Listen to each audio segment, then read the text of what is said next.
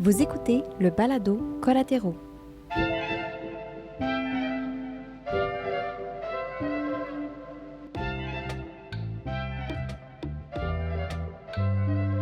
Alors, Allô? c'est tellement cute. On dirait qu'on est au resto que personne nous regarde. On dirait qu'on fait un date. Ouais, c'est ça. Alors, comment vas-tu, ma chère? Bien et toi? Oui. Mais c'est ça qu'on parlait un petit peu avant d'ouvrir la caméra. Nous, ça fait 2 ans qu'on se connaît. Tout à fait. Ben qu'on se connaît. On Qu'on s'est s'est pas croisés, ouais. on s'est peu côtoyés depuis. On s'est recroisés dans d'autres événements par rapport au textile. Dû à la Maison du Développement Durable Oui. pour une conférence sur la mode Ouais. éco-responsable. Oui. À l'époque, ma marque n'existait pas, mais le Ouais. projet existait. Donc, j'étais en train de commencer à travailler dessus. Ouais. Et c'est à cette occasion qu'on s'est croisés. C'était en septembre 2022. Donc, Oui, tu c'est vois, ça remonte. Ça prend du temps avant de Ça monter prend une du marque. temps. Mais moi, je me rappelle que tu avais déjà ton nom de marque. Si je me trompe pas, et que c'était en Ouais. septembre 2022, j'avais pas de nom de marque. J'ai eu mon identité visuelle, etc. avant le nom. J'ai trouvé ça super dur d'ailleurs de trouver un nom de marque. Surtout qu'ils existent déjà tous. Exactement. Ou presque tous. Ouais. Mais au final, le nom final me plaît beaucoup. Mais c'est vrai qu'au début, je l'aimais pas. Ouais. Et j'avais eu une première idée, qui est le nom d'ailleurs de cette chemise, c'est Oya. Ouais. Et vraiment, je n'arrivais pas à en démordre. Sauf que Oya, en termes de référencement, etc., c'est pas possible. tu vois. Non, comment ça? Je veux dire, c'est trop utilisé. C'est un mot qui est Ok. court et qui peut être vraiment beaucoup utilisé. Donc, Ouais. ma graphic designer me l'avait déconseillé. Mm. Sauf que je trouvais rien d'autre. Donc, ouais. Puis qu'est-ce qui faisait que tu trouvais... C'est comme, pourquoi c'est ce mot-là? Parce qu'en fait, le mot Oya représente beaucoup. Et tu vois, je l'aimais tellement que je l'ai donné à cette chemise. Mm. En fait, mon prénom et mon nom de famille comportent beaucoup de A et de O. Ouais. C'est Afwala Urobody. Mhm. J'aimais bien le fait que le Y fasse un peu un trait d'union, parce que le Y en espagnol, c'est E. Donc, ça faisait O et A. Mon copain s'appelle Olivier, donc c'est un O. Enfin, en fait, ma mère, ma sœur, c'est des A. Enfin, c'est vraiment des lettres qui m'entourent. Ouais. Et donc, en brainstormant, j'ai trouvé ce nom-là et je trouvais qu'il sonnait bien. Je trouvais qu'il était facilement, Ouais. mémorisable, etc. Ouais. Et sauf qu'en référencement, ça n'allait pas. Donc, au final, elle m'a proposé Eloya, que Ouais. je n'aimais pas au début. Je trouvais ça très bizarre. Ah, parce que ça venait pas de toi en plus? Hein? Ouais, je pense. Ben oui. Je pense. Et en fait, aujourd'hui, c'est une évidence, quoi. Ouais. Je vois pas comment ma marque aurait pu Ouais, s'appeler. T'es J'adore ce habituée. nom. Tout le monde me dit qu'il est joli, il est facile à reconnaître. Et voilà. Donc, Ouais. ouais. Puis apprendre, on dirait que quand tu démarres une marque, même si tu as choisi le nom, peu importe que tu es vraiment là, into it, on dirait que tu apprends à connaître quelqu'un. Parce Complètement. que tu sais pas comment tu vas être Complètement. à manipuler cette marque-là. t'as et raison. tout. C'est C'est vrai. comme un enfant que tu mets au monde, il faut que tu apprennes à le connaître. Ouais, puis que tu en parles autour de toi, puis que tu te l'appropries. Ouais. Et c'est vrai que moi, tu vois, c'est marrant que tu dis ça parce que je l'ai changé dans mon ordinateur il y a 2 mois. Dans mon ordi, c'était toujours projet. Mais non. Si, parce que quand j'ai créé le dossier, tu vois, sur mon Mac, c'était projet. Je l'ai créé en 2020. Je commençais à travailler sur la marque en 2020. Ouais. Et là, il y a 2 mois, je me suis dit, en fait, ça Faut que tu te fait l'appropries, là. à peu près quasiment, ça fait 2 ans et demi que tu as le nom. Wow. Donc, je pense que tu peux faire la mise à jour. Donc, maintenant, c'est Eloya, mais ouais, C'est fou quand même. T'as raison. Puis la chemise, justement, quand on s'est rencontrés, tu m'avais dit, moi, je veux commencer avec un produit, je veux bien le Ouais. faire, je veux prendre du temps à le Tout à fait. réaliser. Tout à Puis fait. je pense que c'est pour ça aussi que ça a pris du temps, c'est que tu voulais créer Ouais. un produit de toute pièce. Comme... Complètement. Alors, la première collection a 2 produits. Donc, la chemise que je porte, la chemise Oya en lin. Ouais. Et le t-shirt simple mais flatteur en coton biologique. Mhm. Et effectivement, tu as une très bonne mémoire. Je voulais peu de vêtements. Tout simplement parce que je considère que déjà, c'est un lancement. Donc, j'ai fait un questionnaire en septembre 2021, pour m'assurer de vraiment répondre à la problématique que je pensais avoir identifiée. Et moi, j'ai pas de formation dans la mode, donc je partais de zéro. Et puis, je suis vraiment quelqu'un d'extrêmement, c'est pas trop une qualité, mais exigeante. Et en fait, je voulais que le produit reflète exactement la vision que j'avais en tête. Et puis, j'ai un travail à côté. Hein. Donc, tu vois, pour faire tout ça, je pouvais pas partir dans, je sais pas, une collection à 10 vêtements, sachant qu'en plus, Eloya Création est une marque éco-responsable. Et pour moi, c'est vraiment dans mes valeurs les plus fondamentales de faire des petites choses en petite quantité. Si ça fonctionne, on en fait plus, il n'y a pas de problème. On ne va pas partir avec énormément de vêtements, énormément de quantité, et ensuite attendre que ça se vende ou faire des rabais pour que ça se vende. Ce n'est pas du tout ma vision des choses. Ouais. Et donc, ouais, c'est vrai que ça a pris du temps. Puis, je suis française. Comme je te disais, je n'avais pas du tout d'expérience dans la mode. Donc, j'ai dû tout apprendre sur le tas. Et puis, tu vois, franchement, le Québec, moi, je suis hyper contente d'avoir réussi à tout faire ici. Mais c'est quand même compliqué. C'est une industrie qui malheureusement se meurt un peu, ou en tout cas, où il y a peu de renouvellement, parce que les personnes, notamment les couturières, les ateliers, ferment ou partent à la retraite, etc. Il y a moins de personnes qui se forment. Donc, du coup, c'est compliqué de trouver des ateliers tout court qui existent, puis ensuite qui acceptent de produire ta collection. Ouais. Donc, tout ce processus-là prend du temps, puis trouver les bons matériaux qui soient naturels et éco-responsables. Enfin, tu vois, ça a été vraiment une épopée. Oui, il y a vraiment beaucoup d'étapes, là. Une épopée. Ouais. Avec des retournements de situation. Ah ouais, non, je me suis pas ennuyée. Puis, est-ce qu'il y a des fois où, justement, tu disais, comme trouver de la main-d'œuvre, c'est difficile? Je sais que souvent, quand tu demandes à un atelier de sous-traitance de fabriquer, tu as besoin d'avoir un minimum là, à faire. Toi, tu avais un modèle. Tu n'avais pas des grosses quantités. Ouais. Comment tu as fait pour... C'était quoi tes enjeux? Ça, c'est mon enjeu principal, c'était celui-ci. Ouais. C'était d'intéresser un atelier avec les quantités que j'avais, c'est-à-dire quasiment rien. Initialement, je m'étais dit, OK, je pense que je vais partir sur 50 t-shirts, 50 chemises. Et puis, en fait, en échangeant avec une fille qui m'a fait du mentorat, elle m'a dit, écoute... si tu veux partir sur moi, en fait, c'est OK. Parce que j'avais vraiment cette dualité entre produire peu, donc 50 pour moi, c'était déjà énorme. Enfin, je veux dire, j'ai jamais fait un seul vêtement, je me lance. Pour moi, 50 pièces, c'est énorme. Pour plein de gens, c'est ridicule. Mais pour moi, c'est énorme, tu vois. Ouais. Et ce qui me retenait, c'était que les fournisseurs, des fois, j'ai eu plein de refus parce que tout simplement, c'était des 150, 250. Et moi, j'étais là avec ma mini-quantité. Et donc, finalement, j'ai fait affaire avec une couturière. Okay. Et je trouvais qu'en fait, c'était bien mieux pour moi. Tout simplement parce qu'elle était dispo le week-end. Moi, je travaille, donc j'ai pu lui dropper la collection, tu vois, un samedi matin. Je sais pas, il y avait un échange que j'ai préféré. Et surtout, elle était intéressée à faire des petites quantités, quoi. Oui, vraiment. Donc, je pense que c'était un win-win des deux côtés, tu vois. Oui, totalement. Puis tantôt, tu disais comme quoi tu avais identifié une problématique pour créer cette chemise-là. Oui. C'était laquelle? Alors, la problématique, c'est qu'en fait, il y a énormément de femmes qui ne trouvent pas de vêtements qui leur plaisent à Montréal. Et les seuls vêtements qu'elles trouvent et qui leur correspondent se trouvent en fast fashion. Okay. Donc, en fait, c'est une catégorie de femmes qui veulent faire des efforts, qui sont conscientes qu'il y a besoin de changer notre manière de consommer et de porter des vêtements. Parce qu'on l'oublie, mais bien sûr, il nous faut manger, boire, avoir un toit. Mais en fait, il faut qu'on s'habille tous les jours. Mais oui. Je veux dire, on ne va pas sortir nu dans la rue. Ce n'est pas possible. Donc, c'est quand même une tâche, entre guillemets, qu'on doit faire tous les jours. Et il y a pas mal de femmes qui trouvent juste pas ce qu'elles veulent, quoi. Et du coup, elles se retrouvent chez H&M, Zara ou autres, parce que c'est des vêtements qui leur conviennent. Ouais. Et donc, avant même d'arriver à Montréal, une de mes meilleures amies, Julie, qui se reconnaîtra, elle est rentrée à Bordeaux, on est originaire de Bordeaux toutes les deux, m'a dit, oh là là, mais Af, tu vas voir, tu vas galérer à trouver, franchement, s'habiller à Montréal, c'est compliqué.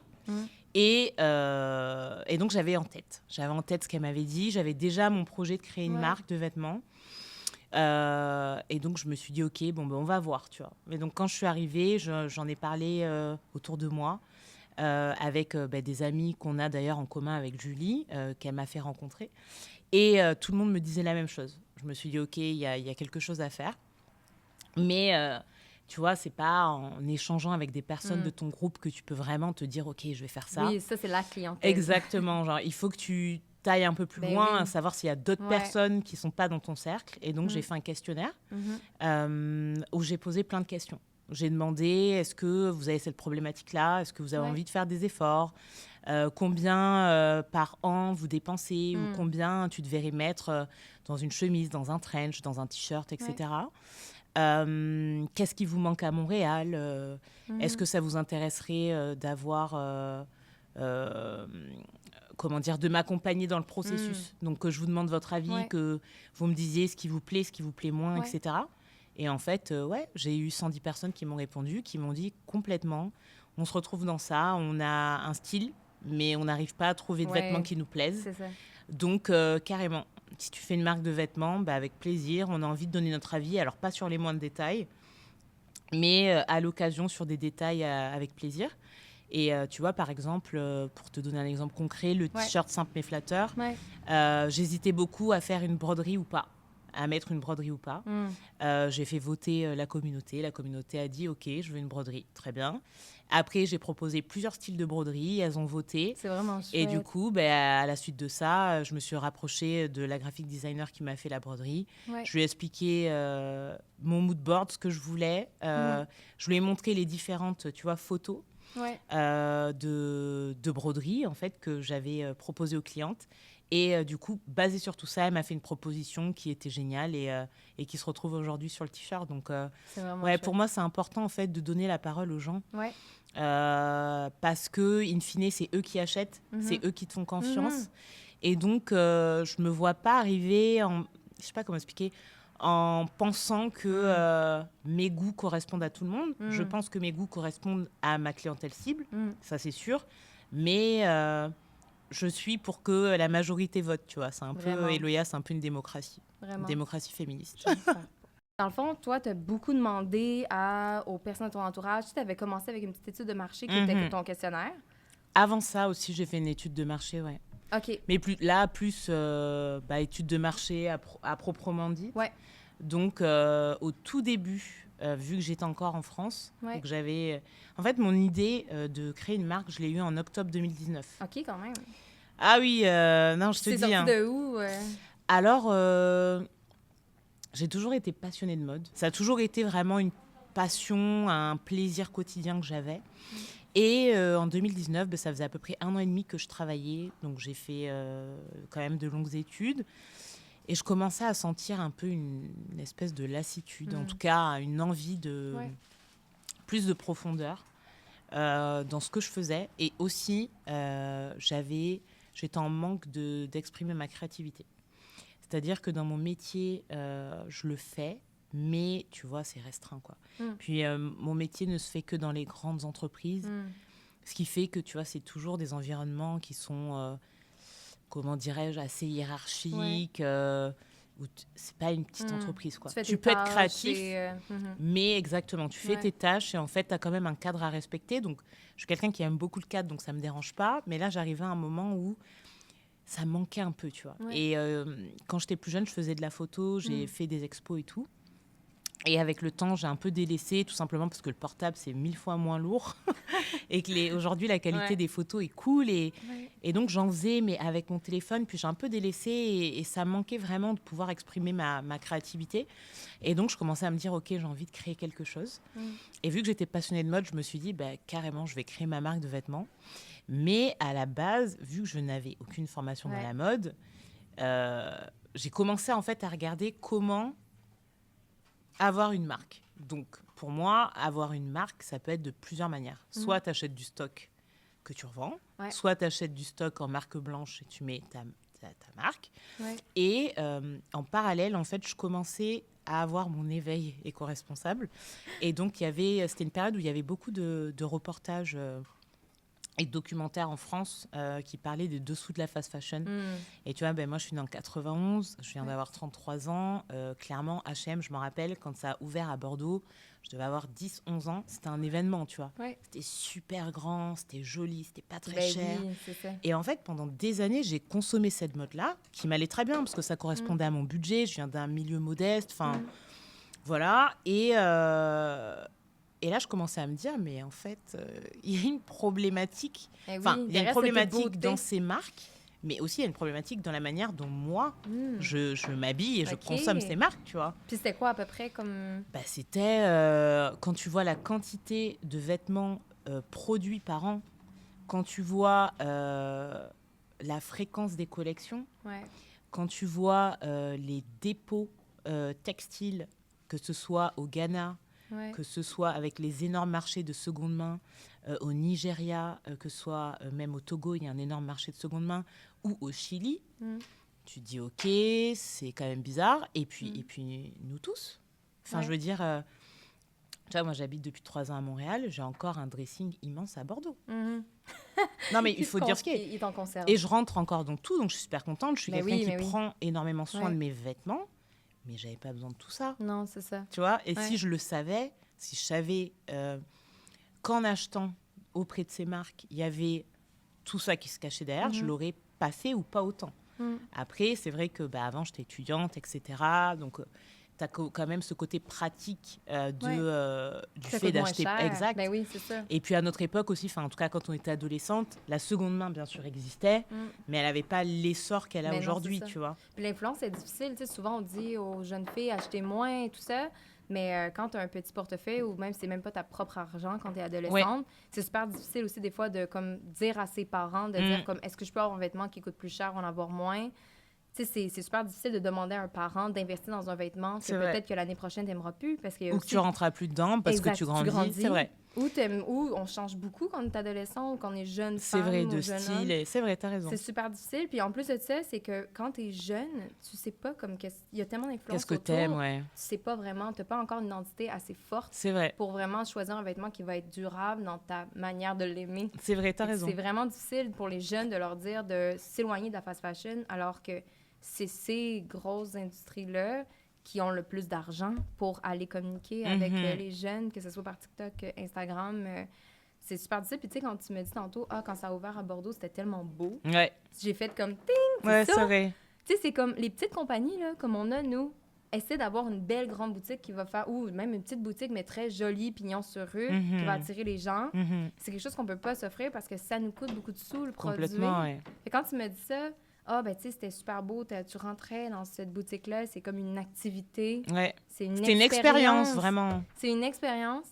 Puis là, c'est comme nous, on peut pas offrir cette expérience-là parce que ça nous coûte plus cher de produire, parce qu'on produit de manière éco-responsable et aussi éthique. Ouais. Là, on est comme... Il y a comme un... je pense que toute chose prend le temps que ça doit prendre. Ouais. Je suis vraiment quelqu'un qui croit au destin. Ouais. Et moi, personnellement, aujourd'hui, le rythme que j'ai me convient, même s'il est difficile à tenir.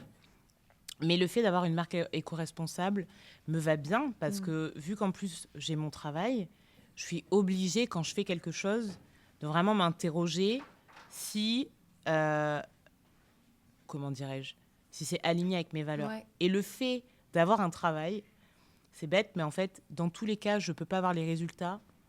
Et ça a été compliqué à accepter, même à comprendre. Ouais. Mais je ne peux pas avoir les résultats de quelqu'un qui est full-time sur sa marque.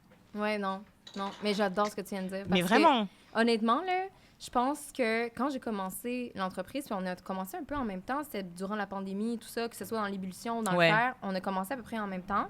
Parce que, en tout cas, je sais pas pour toi, mais moi, j'avais plus de temps, justement. Ouais. J'ai plus eu de temps à vraiment me consacrer à mes valeurs parce que quand tu es sur un feu roulant, que tu as que tu travailles, que tu as une entreprise ailleurs où tu travailles, tu n'as pas le temps. Tu vas penser à tes valeurs, mais ça va être pas ça ta priorité. La priorité, ça va être de remplir tes tâches. Ouais, je comprends. Puis là, on dirait que pendant la pandémie, on a eu tous une espèce de pause où on a pu se regarder un peu plus dans le miroir. Vraiment. De savoir qu'est-ce qu'on aimait vraiment. Il y a eu tellement de gens qui ont changé de carrière. Ouais. Puis là, ce que tu me dis de... vu que j'ai continué à travailler, ça m'a obligée à faire un peu l'essentiel sur mon... Vraiment? Moi, je pense que c'est ça. Si j'avais à revenir en arrière, je me dirais, continue à faire autre chose parce que quand on prend trop d'énergie sur une chose, on n'a pas de regard extérieur. On a l'impression de devoir tout faire pour arriver à nos fins le plus rapidement possible parce que c'est la seule chose qu'on a. Fait que si, mettons, j'avais à dire à une personne qui part une entreprise, ça serait, prends un pas de recul, comme mets pas toutes tes œufs dans le même panier, fais autre chose à côté. Ou alors... Peut-être, fixe-toi une période. Ouais. Admettons, je sais pas, tu as envie de faire ce truc, d'ouvrir un café, d'ouvrir une marque. OK, prépare-toi avant, économise. Moi, ce qui m'a aidé aussi, c'est vrai que tu vois, il y a des moments où je suis un peu frustrée parce que je me dis, mince, j'ai pas le temps de faire ça. Je peux mieux m'organiser, ça c'est certain. Il y a des choses que je peux améliorer, mais il y a une réalité, c'est que j'ai un travail à côté. Ça, c'est un fait. Mais autant ça peut être un frein dans mon avancée, autant, mais sur bien des aspects, heureusement que j'ai ce travail-là. Ouais. Parce que grâce à mon travail, que je n'ai pas arrêté, en fait, j'ai pu faire face aux imprévus que j'ai eus lorsque le premier atelier avec lequel je devais travailler a pris 50% de ma collection et a fait faillite. Ouch. Tu vois ce que je veux dire? Et là, j'étais là, OK. Que bien des gens auraient fait comme, OK, je suis obligée d'arrêter puis de exact. prendre une pause. Mais là, j'avais des économies. Donc, voilà. J'ai pu quand même, je peux partir en vacances. Ouais. Ça, c'est quoi qui finance mes vacances aujourd'hui? Ouais. C'est mon travail. J'ai pu acheter un condo. Alors, j'avais des économies un peu d'avant, mais c'est le fait d'avoir un travail et de pouvoir économiser qui me permet ça. Et du coup, par rapport à ma marque, aujourd'hui, je le prends comme un plaisir. Par contre, j'ai pour objectif de pouvoir en vivre un jour. Okay, tu vois ce que je veux dire? C'est pas juste un hobby qui est cool. Parce que franchement, des hobbies cool qui me permettent de moins me prendre la tête, il y en a plein. Oui, c'est ça, parce que c'est où le juste milieu entre, OK, un jour où... Est-ce que tu penses souvent à ça? J'y pense. Quand que ça va être ton... J'y pense. Je me mets pas la pression. Honnêtement, je me suis trop mis la pression. Je suis quelqu'un qui, comme je te le disais, je suis hyper exigeante. Et j'aime les choses bien faites. Donc, j'essaye de me dire maintenant, c'est une amie, Caroline, si tu écoutes ce podcast, qui se reconnaîtra, qui dit mieux vaut fait que parfait. Ça, pour moi aussi, c'est un énorme apprentissage de me dire, écoute, oui, ton reel, il n'est pas parfait. Oui, machin, c'est... Vas-y, poste-le. Parce qu'en fait, tu le fais pas, donc tu vas rien poster aujourd'hui. Donc, ça va attendre encore quelques jours. Et puis, des fois, j'ai des idées, mais j'ai juste pas le temps, ni l'équipement, ni de le faire. Donc, en fait, faisons-le. Et en fait, c'est en faisant que tu fais mieux. Et voilà, mais c'est vrai que c'est pas facile. Non. Honnêtement, tu vois, là, on est en train de refaire notre salle de bain. On le fait nous-mêmes. Ça fait 1 mois. On finit ce week-end. Je suis éreintée. Wow. Là, après cet épisode, je rentre chez moi, je me change et je passe de la chaux au mur, tu vois. Oh, wow. Et ce matin, j'ai ramené une scie avec mon mec qu'on a loué pour le week-end. Et hier, jusqu'à 20h, je mettais du carrelage. Mais en même temps, c'est un peu compliqué de se dire, parce que j'ai une marque et parce que j'ai un emploi, la salle de bain qu'on a envie de faire, on ne la refait pas. Puis en même temps, tu dois, vu que c'est super éreintant, là, les rénaux, mais en même temps, tu dois quand même te sentir privilégié de pouvoir le faire quand même. Mais ça veut pas dire que ça prend pas beaucoup d'énergie. Puis beaucoup oui, clairement, bien sûr. Mais en fait, le choix qu'on pouvait faire, c'était de se dire, la salle de bain, on la laisse comme ça. Mais en achetant l'appart, on s'était dit, on la refera. Et puis aussi, il y a une réalité financière, c'est que ça coûte super cher de refaire une salle de bain. Mais un moyen de faire des économies, c'est de faire soi-même. Donc oui, c'est énergivore, oui, ça prend du temps. Mais c'est possible. Et tu vois, ce mindset-là, c'est un mindset que j'ai dans ma vie pour absolument tout, dont ma marque. C'est-à-dire que il y a des choses, je pourrais peut-être me faire aider et parfois, il faut arbitrer et se dire, OK, je délègue. Parce que là, aujourd'hui, ça va me prendre X temps de faire un résultat plutôt pas mal, alors qu'il y a des gens dont c'est le métier. Donc là, dernièrement, je me suis fait aider un peu pour ça. Pour m'aider par rapport à la partie Instagram, parce que oui, je suis quand même présente, mais je pourrais mieux faire. Et surtout, là, en ce moment, avec les travaux, franchement, je n'ai pas 1 minute à moi. Donc, j'essaye un peu plus de déléguer. Mais il y a des fois où il y a des choses, je sais que ça m'a porté. Par exemple, ma newsletter, mon infolettre, ça m'a porté. Je sais que j'écris bien, j'adore échanger. Voilà. Par contre, là, c'est vrai que ça fait plus d'1 mois que j'en ai pas envoyé parce que j'avais pas envie de me forcer, parce que j'avais d'autres priorités et que j'ai privilégié le peu de temps que j'avais, le mettre sur Insta. Mais tu vois, je trouve que, effectivement, des fois, il faut arbitrer, des fois, il faut se faire aider, des fois, il faut accepter que ce ne soit pas parfait. Mais si tu ne fais pas ça, je pense, c'est mon expérience, que tu restes bloqué. Tu restes bloqué, puis en fait, le temps passe. Et au final, tu ne fais pas. Et tu deviens plus fatigué aussi. Tu deviens fatigué, tu vas y penser, ça te rajoute une charge mentale. Tu n'y arrives pas, et puis en fait, le temps passe, et puis finalement, tu restes bloqué dans ton truc. Alors que si tu essayes, peut-être que ça ne va pas être bien, peut-être que ça va être bien, t'en sais rien, mais si tu ne le fais pas, tu ne sauras pas. Tu vois. Et ce mindset-là aussi m'a beaucoup, m'a beaucoup aidée, mais tu vois, au début, j'étais terrifiée. Créer ma marque, quand tu ne viens pas de la mode, à Montréal, quand tu es française, que tu as zéro contact... J'étais terrifiée. C'est un nouveau pays, un nouveau...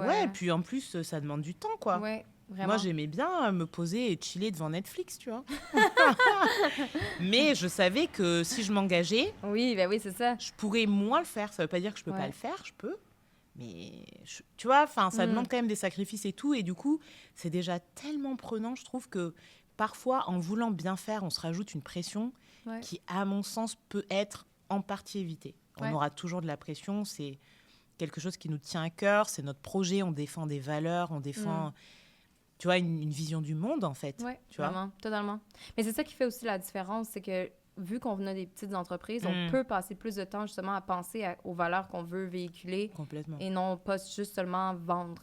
C'est vrai. Que ça, tu sais, j'ai vu que moi, j'avais l'impression que toi, tu communiquais quand même beaucoup sur les réseaux sociaux. Oui. Est-ce que justement, le fait d'avoir commencé à communiquer beaucoup, ça fait qu'à un moment donné, tu te dis, oups, là, je suis en train de perdre ma communauté si je continue pas. C'est quoi, comment tu te situes par rapport à ça? Le fait que tu aies démarré ça. Je comprends. Tu as l'impression que tu dois le maintenir ou. Alors, oui et non. OK. Alors, je te dirais initialement non. Aujourd'hui, un peu plus oui. OK. Non, parce que ce que j'ai aimé, c'est que je voulais montrer que tu peux ne pas avoir de formation dans la mode. Mais tu peux, si tu es débrouillarde, si tu te renseignes, si tu es prête à apprendre, si tu es prête aussi à écouter et à te faire aider, et que tu as une vision, tu peux faire ce que tu souhaites. Tu peux réaliser ce projet. Donc ça me tenait vachement à cœur, tu vois, de vraiment partager ce côté-là. Plus le fait vraiment, enfin, je suis pas dans mon pays, j'ai pas de contact, j'y connais rien au métier.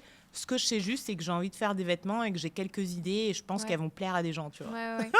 Clairement, c'était ça.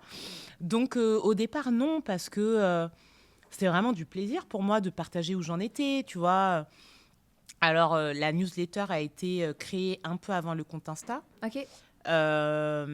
Mais quand j'ai créé le compte Insta, j'avais le nom. OK. J'avais la charte graphique, mais j'aimais trop, tu vois, montrer aux gens mes petites sélections de tissus, de les faire voter sur les boutons, sur comment je mets les boutons, j'en sais rien, tu vois.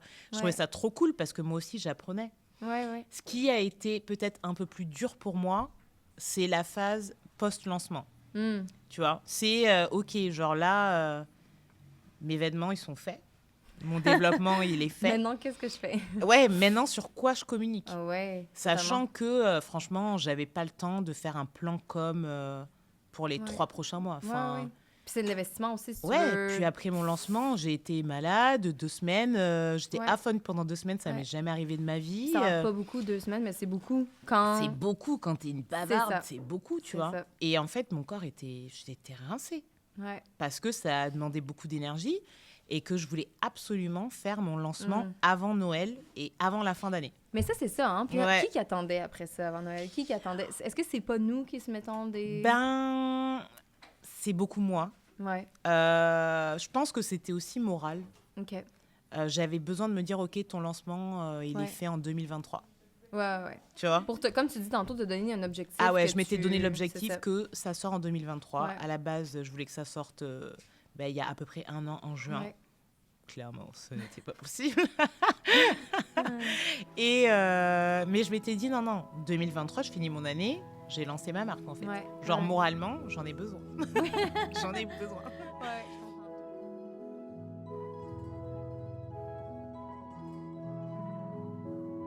J'ai de la misère à définir mon rapport à la mode parce que moi aussi, j'ai toujours aimé la mode, mais j'ai jamais voulu être à la mode. Je sais pas si tu vois la distinction.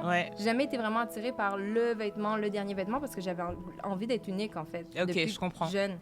Mais c'est où tu te situes par rapport à ça? Est-ce que la tendance, c'est quelque chose qui t'influence encore aujourd'hui pour produire qu'est-ce que tu fais? Où tu te situes par rapport à... Tu veux produire des vêtements durables, mais il y a toujours une influence qui se renouvelle rapidement, qui fait en sorte que, veut pas, quand on est attiré vers ça, on est influencé. Alors, ta question, elle est hyper intéressante. C'est comme une longue intro. Ta question est super intéressante. Je pense pas qu'il y ait forcément une réponse. Je pense que notre rapport aux vêtements, il change aussi avec le temps. Je pense qu'il change par rapport à notre rapport à notre corps. Je pense que quand tu es bien dans ton corps, tu es bien dans tes vêtements. Quand tu es moins bien dans ton corps, tu peux t'aider des vêtements, mais voilà, je pense que les deux vraiment sont interreliés. Je te dirais que je ne fais pas des vêtements pour être à la mode, mais je pense que mes vêtements sont à la mode. Ouais, je comprends. En tout cas, genre un peu sont... plus intemporel. Ouais, mais pour moi, en fait, la mode, c'est... comment expliquer ? Pour moi, il y a un côté hyper esthétique. Pour moi, être à la mode, c'est être dans l'esthétique. Mais tu vas avoir, comme tu dis, la mode, c'est... Ben déjà, je trouve que la mode, c'est assez saisonnier. Quoi qu'on en dise, même si ça se renouvelle sur plusieurs années, c'est toujours à peu près les mêmes vêtements qui reviennent.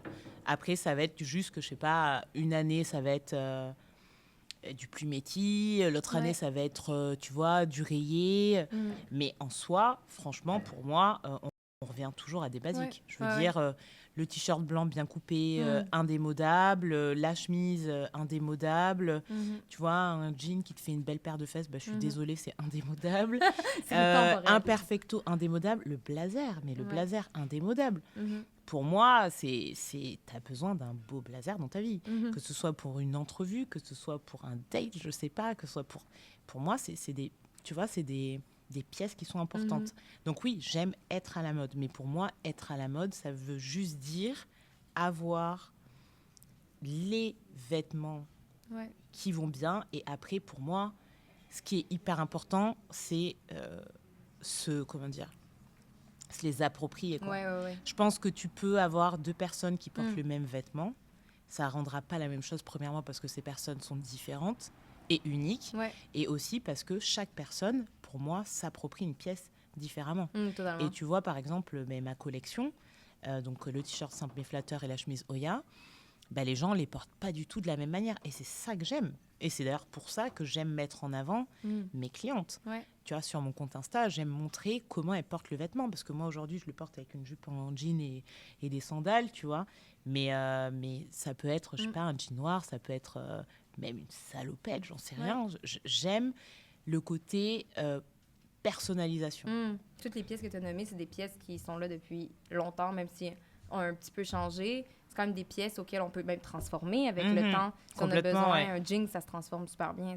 La coupe se transforme super bien. C'est plus difficile après ça de revenir à un plus grand pantalon qu'un plus petit, mais on peut faire du patchwork, il y a plein de façons de le faire. Ouais, bien sûr. Puis dans tes vêtements, ce que je voyais, c'est que c'est des vêtements qui sont simples, mais qui ont du caractère. Complètement. Il y a plein de petits détails sur le vêtement qui fait en sorte que on peut voir le caractère du vêtement, mais qui va avec tout. Exact. Il n'y a pas besoin d'avoir compris. C'est tellement ça. Genre, si tout le monde comprend ça de ma marque, mais je dors heureuse. Non, mais vraiment, c'est vraiment ça. Moi, c'est ça que j'aime. Et ça a toujours été aussi mon point fort, moi, à titre personnel, dans ma manière de m'habiller, c'est que moi, ce que je veux faire, c'est du simple mais efficace. Je veux une pièce simple, tu vois, avec pas trop de choses, mais avec du caractère, avec vraiment des détails que quand tu regardes le vêtement, que tu vois qu'il est bien fait, qu'il est bien pensé, que les finitions soient impeccables et qu'il dure dans le temps et qu'il puisse être porté de plusieurs manières. C'est vraiment comme ça que moi, je vois la mode. C'est la manière dont j'aime les vêtements, en fait, parce que j'aime bien me dire, OK, ben, j'ai cette chemise, je peux la mettre 3 fois de différentes manières, quoi. Mais juste dans le choix du tissu, tu as choisi du lin. Puis ça me fait penser un peu à quand tu parlais de ta mère, elle aimait beaucoup la matière et tout ça. Puis les matières durables, c'était probablement parce que ces matières-là n'étaient pas élastiques. C'est ça que j'ai remarqué aussi dans les deux modèles que tu offres. C'est pas des matières qui sont extensibles. Je pense que l'autre, c'est du coton. C'est du coton biologique qui est un petit peu extensible, mais pas trop. Mais qui n'est pas fait pour ça. Qui n'est pas fait pour être extensible. C'est un chandail de coton sans élastane, sans... Exactement. Oui, c'est ça. Donc, tout à fait. Donc, c'est plus durable. Oui, et ça, bien sûr. Je pense que c'est beaucoup... Notre rapport à la mode a beaucoup changé du fait que maintenant, on a des vêtements, on va dire, plus confortables, qui s'ajustent plus à nous parce qu'il y a de l'élastane dedans ou du plastique, on va dire. Ça fait que c'est plus extensible, mais ça dure moins longtemps. Fait que c'est difficile des fois de trouver le juste milieu entre trouver un vêtement qui va être comme qui va bien tomber, qui va être super extensible, qui va être facile à porter, mais en même temps de comme trouver un moyen qui soit durable. Je sais pas si c'est quelque chose dans les modèles que tu crées, que tu réfléchis, tu te dis, faut pas que ce soit trop ajusté parce que ça doit faire à plusieurs silhouettes. Alors, c'est une excellente question. Je la trouve hyper intéressante et je me suis beaucoup cassé la tête sur ça, très honnêtement. La gradation, la gradation, pour ceux qui nous écoutent, qui viennent pas de la mode, c'est le fait de définir une taille, les dimensions de son vêtement et surtout de décliner ces dimensions-là en fonction des différentes tailles. Donc, je m'explique. Par exemple, moi, pour Eloya Création, il y a 5 tailles. Je vais du XS au XL. Donc, la gradation, ça va être... Mon départ, c'était le M. Ça va être la différence de mesure entre mon M et mon L et entre, par exemple, mon M et mon XS. Et donc, en fonction des personnes, ça va pas être la même chose. Parce que le XL, généralement, c'est des personnes super menues. Donc, ça va pas être la même chose que pour une personne qui fait du XL. Et moi, j'avais vraiment aussi à cœur de faire une marque qui soit assez... comment dirais-je ? Assez... inclusive, mais j'aime pas trop ce terme parce que je m'arrête au XL. Donc, inclusive, j'ai essayé, en tout cas pour mon lancement, de ne pas partir avec juste 3 tailles et de pouvoir m'adresser à des femmes qui font du XL. Et en fait, la coupe de la chemise Oyam, celle que je porte, c'est du M. J'ai une amie qui fait du XXL et qui l'a prise. Elle rentre dans le XL, tu vois. Parce que ça a été un choix délibéré de ma part, au moment de la gradation, de faire un XL un peu plus grand. Ah oui, je comprends. Tu vois? Donc, c'est déjà fait pour... Le médium est déjà un peu oversize pour permettre... Surtout sur la chemise, moins sur le T-shirt. Mais oui, j'ai essayé de penser aux unes et aux autres. Puis, par exemple, moi, j'ai une forte poitrine. Tu vois, le T-shirt, moi, personnellement, je le porte en L. Mais le M me va aussi. C'est juste que ma préférence sur moi, c'est du L, tu vois. C'est un look différent. Exactement. Mais donc, c'est quelque chose auquel je pense. Après, je pense vraiment que la coupe du vêtement et la matière viennent apporter cette aisance. Tu vois, là, je porte la chemise, c'est du lin. Franchement, je suis super bien avec. J'ai des problèmes de peau, donc j'avais peur que ça soit rêche. Ça a été des tests que j'ai faits. Le coton, j'ai eu que des bons retours sur le confort qu'il apporte, sur le fait qu'on ne transpire pas trop dedans et tout, donc j'étais ravie. Et surtout, par rapport aux tailles, moi, ce que j'ai fait, j'avais une pote qui faisait du XL, j'en avais une autre qui faisait du XS, du M, etc. Je l'ai fait avec à peu près une dizaine de mes amis. Donc, je leur ai fait essayer les vêtements, j'ai noté leur mensuration, j'ai noté les tailles qu'elles faisaient habituellement, puis après, j'ai comparé. Et j'ai regardé, là, je pense que je suis bien. Là, je pense que ça pourrait être mieux ici et tout. Et du coup, j'ai affiné ma taille comme ça pour essayer de refléter le plus de morpho possible. Maintenant, tu sais, quand tu as une marque de vêtements et que tu fais des vêtements, à un moment donné, tu prends une décision sur la taille et sur tes mensurations. Donc, j'ai envie de dire, normalement, c'est le vêtement qui doit... s'adapter au corps et pas le corps aux vêtements. Mais pour ça, il faudrait faire du sur-mesure et je coupe pas. Donc, je ne peux pas me permettre de me lancer dans ce business model-là. Mais c'est quelque chose auquel je pense. Et j'espère que si un jour, il y a des femmes qui veulent acheter ma marque et qui n'ont pas leur taille, elles me contacteront et je trouverai une solution, tu vois, pour les satisfaire, quoi. Parce que j'ai envie de pouvoir habiller toutes les femmes Eloya et pas juste celles qui font du XS et du XL, tu vois. C'est la femme Eloya. Merci à toi. Puis peut-être juste nous dire ton site web, Instagram, je vais les noter en bas. Ok, alors mon site web c'est www.eloya-création.com. Vous pouvez me retrouver sur Instagram à eloya.création, toujours au pluriel, sur TikTok et sur LinkedIn aussi, je poste un peu. Oh, chouette. Voilà, puis après il y a l'infolettre avec un guide mode éco-responsable qui est téléchargeable sur le site. Wow. Et voilà. Génial, je te remercie beaucoup. Merci. À bientôt. À bientôt. Bye.